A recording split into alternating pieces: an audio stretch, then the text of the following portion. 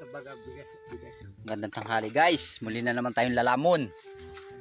Pakita natin sa inyo ang mga paglamon namin oh. Ayan. Ang pangmalakasang ulam. Oh. 5-5 yan. Naroon yung isa. Sardinas ito. Yan ang mega sardines. Yung tawagin na ika nga. Nasa lata ay. Walang ulo. Nakapasok sa lata.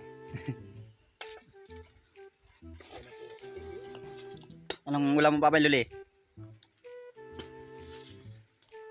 Baboy. Sardinas. Para kayong mayayaman ngayon. Oh. Ano nangyayari baga? Oh. Kita nyo yan guys. Oh. Yan ang mga pagkain naming mga minyaman.